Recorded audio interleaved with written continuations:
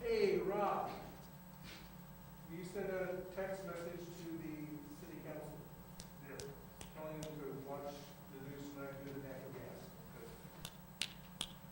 The text messages work much better than emails. And also, let you know that we'll have a bigger message going out to the council later on. Okay. So right now, just look for the news release, what you're saying with it? Okay.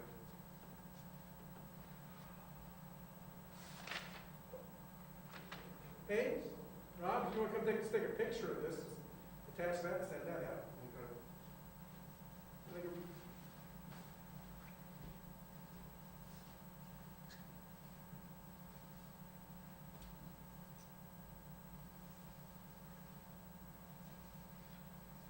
Well, how you doing?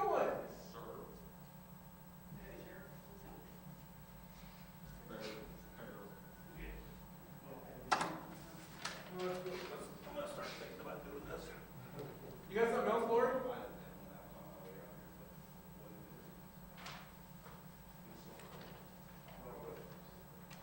The cheap seats ready?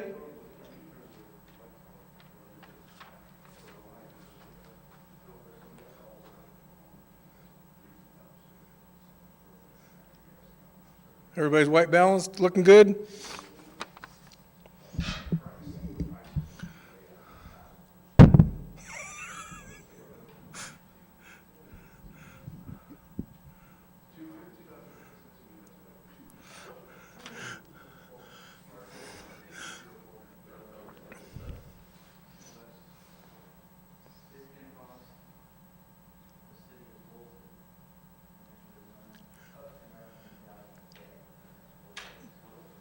Bill Johnson, Director of Administration, City of Fulton. I'd like to thank everybody for coming this afternoon. We got some news that we want to share. City of Fulton was contacted by our natural gas supplier at about 1:30 this afternoon, letting us know that due to the cold weather, that many of the natural gas producing wells located in Kansas, Oklahoma, and Texas were freezing up, meaning that the natural gas is not coming out of the ground and being placed into the distribution pipes that serve not only Fulton, but the rest of Missouri and all of the Midwest. The city of Fulton pre-buys approximately 75% of the natural gas that we use and that we sell to our customers. But we let about 25% of it go to the market. The 75% that we pre-bought, we're pre-buying natural gas for about $3, $2.50 to $3 a decatherm. Due to the extreme conditions that the cold weather has caused, we were told that we are to expect prices of between $250 to $400 a decatherm. So instead of $3 to $4 a decatherm, it could be $400 a decatherm, an increase of 100 times.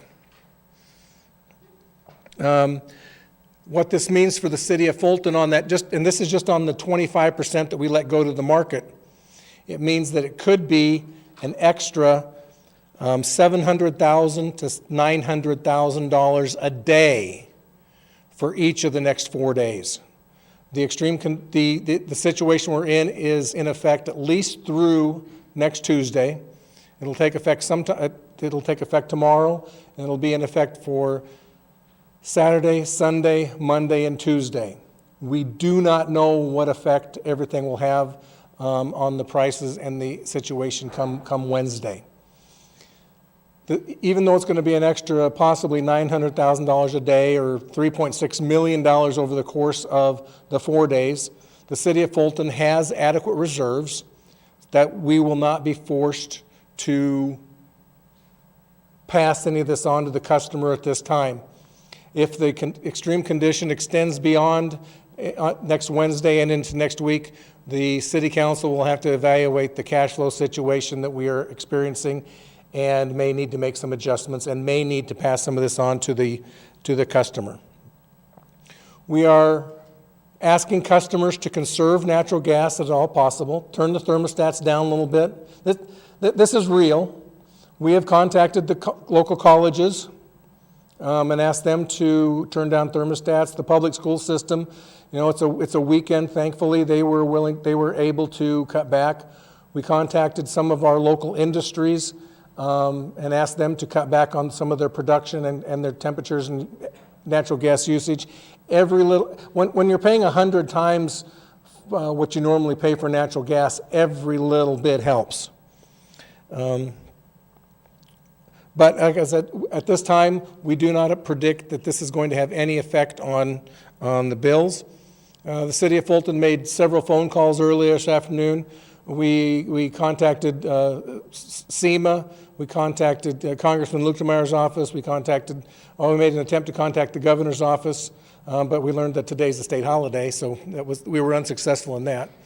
But we really feel the need, and that's one reason we contacted the TV stations, is to get the word out. This is not a situation that only affects Fulton, but is going to affect everybody across the Midwest. As we learn more, we're not going to know the true cost of the gas we have until 8 or 8:30 this evening. We are told that is when that market closes, and we will know at that time. Our provider will contact us at that time with the exact number, but we're expecting it to be $250 to $400 maybe higher. So that's what we know. If we learn more, we will try and let you all know and try and get some more information out. But I got with me, I have Daryl Dunlap, the city's utility superintendent, who was contacted by the natural gas supplier. Is there anything you'd like to add, Daryl? Daryl says he's good. I've got Mayor Lau Cannell here. Is there anything you'd like to add, Mayor? And County Commissioner Gary Youngerman and the County Sheriff. Anything you'd like to add? No, sir. We're good. So as we learn more, we'll try and maybe send out another press release to get the word out there. But the cold weather is predicted through next week. So I don't know that there's a lot of optimism that it's going to change. We understand that it is cold enough that the wind turbines are actually freezing up and they're going offline. As probably a lot of people know, in recent years, a lot of natural gas has gone towards electric production with electric generation. We anticipate that a lot of those electric generators are not going to be able to acquire the natural gas necessary to operate those generators. So there's a possibility this could fall over into the electrical supply side of the chain as well. We don't know. Are there any questions? Was this something, has this happened before? Was this something foreseeable, knowing the cold vortex or extreme cold temperatures are coming? Was this something your provider warned you about, or anybody had any idea this could happen? I've been the city administrator here for 25 years, and this is basically the first time this has happened. So it's very unusual for the cold to dip that far south to freeze up the gas wells, especially in Oklahoma and Texas. Do you have any idea what it could cost price per customer if it does start to affect coming in the next week? We have not done any calculations at this time. If the rates that we're forced to pay continue the way they are, we have not done any calculations to predict the impact that it could have on the residential customer. But obviously, if we're paying 100 times what we normally pay, the impact to the customer could be serious. Again, we contacted Congressman Luchtemeyer's office, as we believe this to be almost a national emergency. There's a lot of natural gas in storage that maybe they wouldn't have to necessarily pull it out of the ground. Maybe they could pull it out of storage to keep. It's called line pack, to keep the natural gas supply lines full of natural gas, so that pilot lights and furnaces continue to operate in the residential properties across the state. How long would that last? I have no idea how long the reserves or the natural gas in storage would last. How much money is in the Fulton Fund y'all will be drawing from to make up the difference? I'm sorry. Sorry, how much money is in the fund Fulton will be drawing on to make up the difference? How much?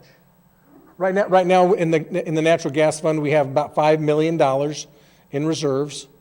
And if kind of the worst-case scenario takes place right now, we will draw 3.6 of that out, leaving a balance of approximately 1.4 million, if that is the scenario.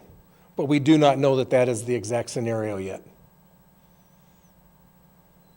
Has the city of Fulton been in contact with other cities in order to get them to be more proactive about this issue? I can't hear you. Has Fulton been in contact with other cities of Missouri to be more proactive about this issue? The city of Fulton did contact some other towns, and we contacted a natural gas association.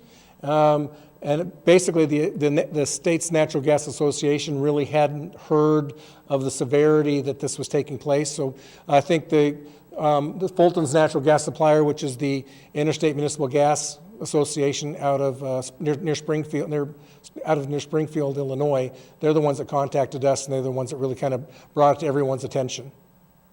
But we have been in contact with some other communities, and I don't want to make it sound like things are bad in Fulton, but things are really bad in some other towns. Because there's like a quantity of natural gas that we're allowed to take, and we don't think that we will go over that threshold. Because if you go over that threshold, then you get into where you can be penalized and pay penalties, and it's a multiplier. As long as we stay under that, we'll be at maybe the 3.6 million. But there are some towns that, due to the extreme cold weather, they believe they're going to blow through their limit and actually get into the penalty side. There's a lot of natural gas that's being used to make ethanol in various places across the state. It was discussed about maybe being able to shut down an ethanol plant to reallocate that natural gas to residential homes. But that really doesn't work either, because those ethanol plants have electrical generation contracts. And those ethanol plants have to generate electricity in order to meet their contractual requirements, and to generate that electricity and create the ethanol, they need the natural gas that they've already have reserved. At what temperature did the gas wells in Oklahoma and Texas freeze over? Like, how cold is it there? I do not know what temperature it has to be before the gas wells will unfreeze. And how big is this network throughout the Midwest? Like, what's the farthest north, what's the farthest south? Like, how broad is this? I am going to just continue to say the Midwest.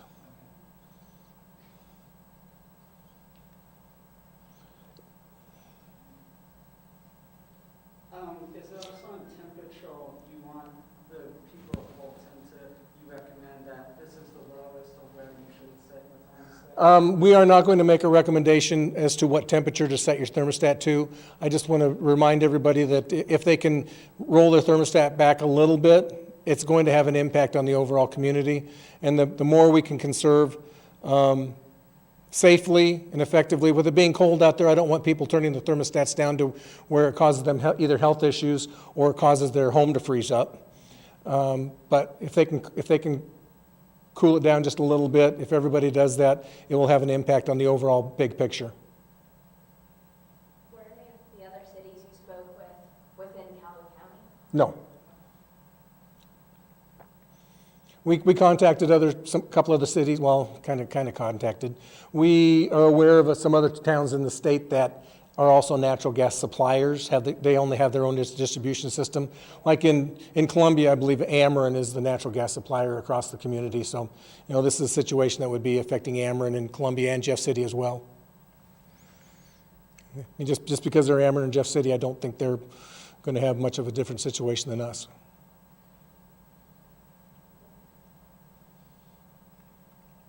So how long, at that rate of 700 to 900,000 a day, do you have an estimate on how long that reserve would hold out if it doesn't thaw?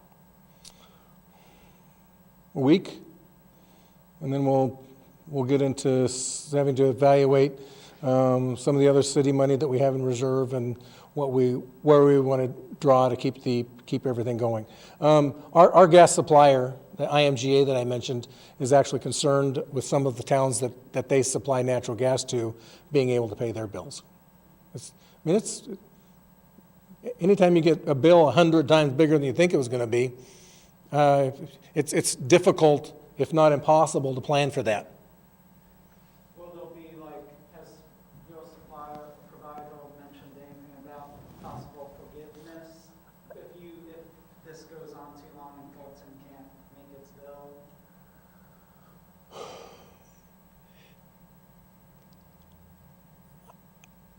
I think the city of Fulton is in pretty good shape financially. I think there will be many towns across the Midwest that will be making the news way several days before the city of Fulton does. And we will evaluate the situation as it goes on. I think that's one reason we contacted Congressman Lutkemeier's office, to see if there's anything that can be done through the Department of Energy or through the federal government for some assistance in getting the natural gas flowing and available again.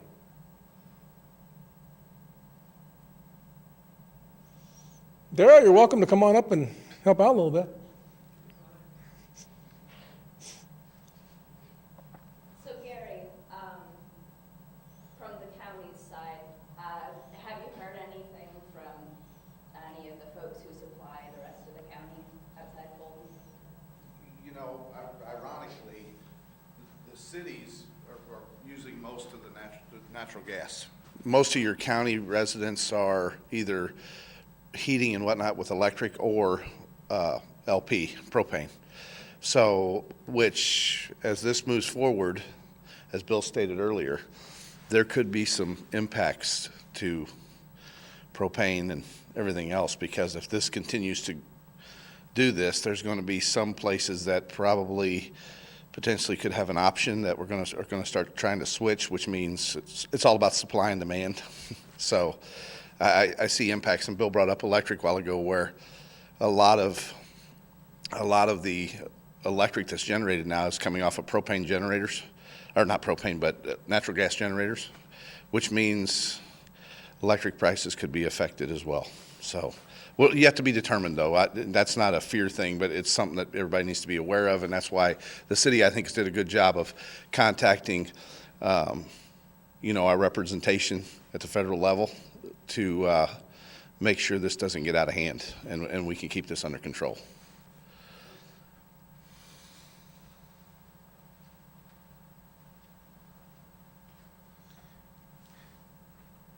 And normally this situation wouldn't be drug out maybe quite as long as it is right now, but with Monday being a holiday, there's really not going to be any markets open for the trading and selling of natural gas, so that's why we had to get it locked up going on into Tuesday, because Monday's is not a trading day.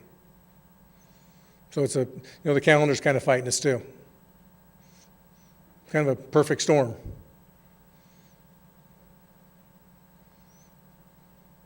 Can you just say your name one more time? My name's Bill Johnson, Billjohnson.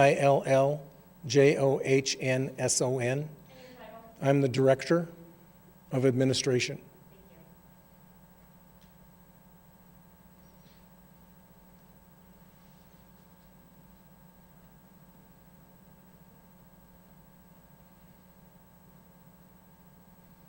you. Is Fulton better off than the other towns just because? I'm sorry? Is Fulton better off than the other towns just because of that reserve money that you have? And it tends to be more robust than other towns, or? I would say, is Fulton better off than the other towns because of our reserves? I would say the reserves help a lot. That's one reason we have them. We view the reserves as being the citizens' money, and we're in the situation like this, we're able to give some of it back. Also, based on the industrial load, we don't have very many real large natural gas users, whereas some communities have some industries that use a lot of natural gas. We are, I guess in this situation, kind of fortunate that we don't have some industries that just use tons and tons and thousands of decatherms a day. Our major usage is residential heat. Just to make sure I'm following the economics of this correctly, so it sounds like the price per decatherm is locked in until Tuesday, Wednesday, market opens back up, and you learn what the new price is gonna be, basically? I do not believe we will know what the price for Wednesday is going to be probably until sometime Tuesday. I think we'll probably get, because Tuesday will be a trading day, so they will be able to hopefully establish what the price is going to be. If we can get some warmer weather, and get some of those gas wells open, I'm hoping that the gas will start flowing normally again, and the price will go back to the $3 or less than $3 a decatherm rate. I don't know. I'm not going to try and predict.